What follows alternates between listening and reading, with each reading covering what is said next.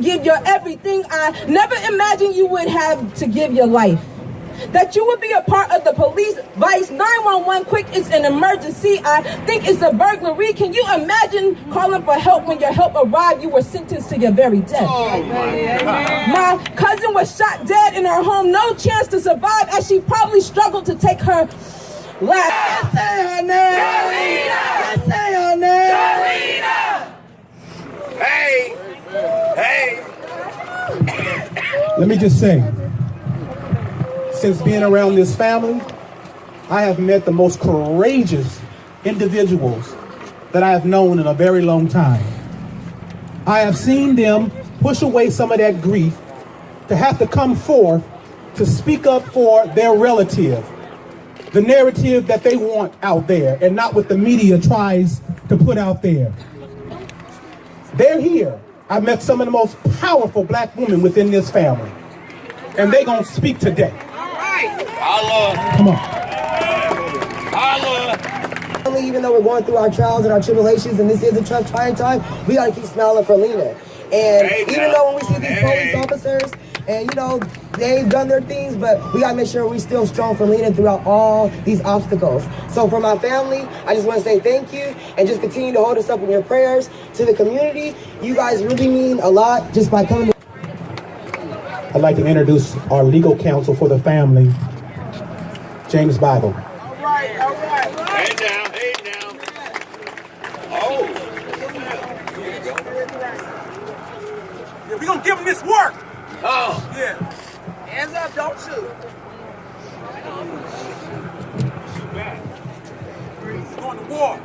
It is with a heavy heart that I find myself in this position again, standing side by side with another family that is feeling so much pain, so much anguish, remembering those moments when a child was so small and so young, and watching her grow, watching her become a mother, watching her become a better sister, watching her become a member of our community, watching her actually be in a space where she reaches out to law enforcement for help, where she actually is the one that dials 911, and instead of getting the respect and the love that we expect from those that we pay to do what they're supposed to do, she ends up dead on the floor in front of her children. Oh, Lord.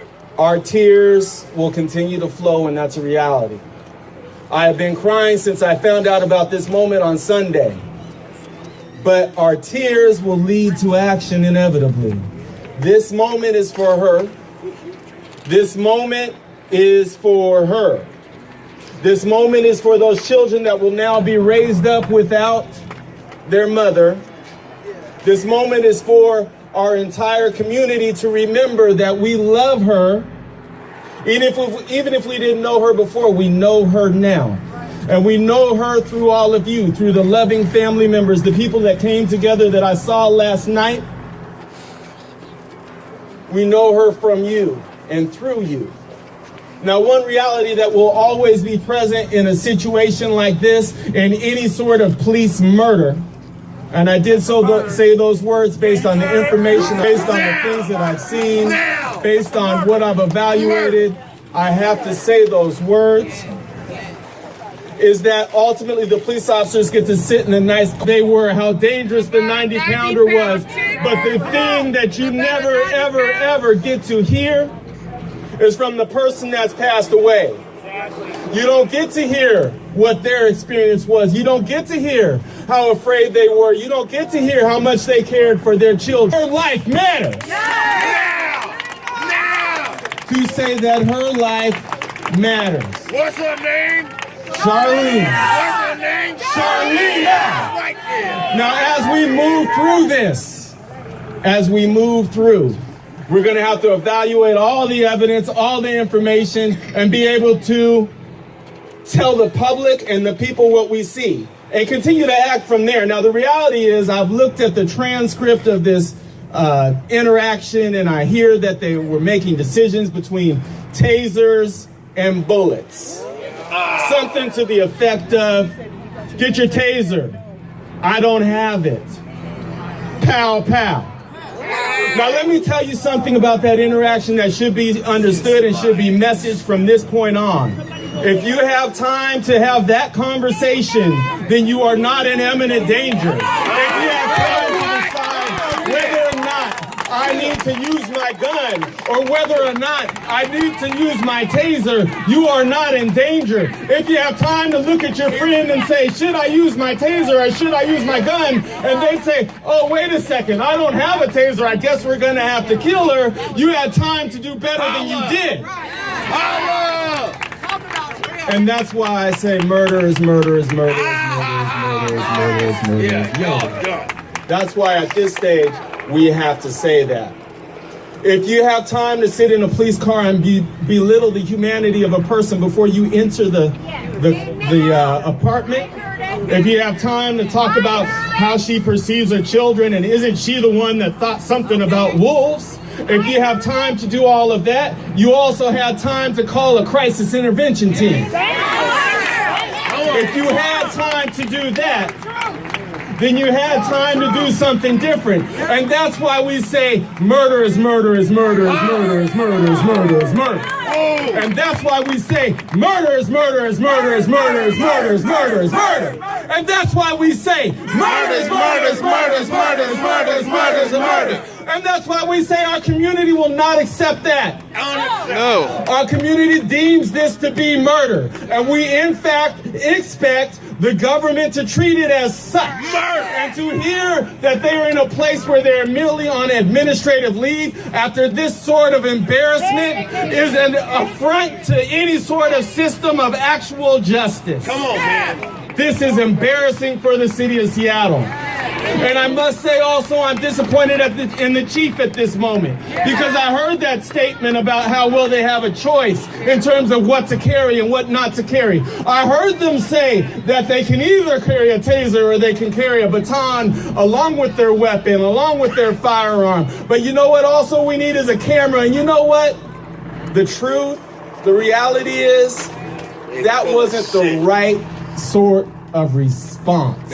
Will they have a choice? They have a choice between bullets and a baton. They have a choice between bullets and a taser. So are you telling us all that when our friends, family, and everybody else are shot, well, they had a choice between tasing them and making sure they're alive or shooting them and killing them and being the final judge and executioner? Come on now. Is that the choice? Is that the decision that we make?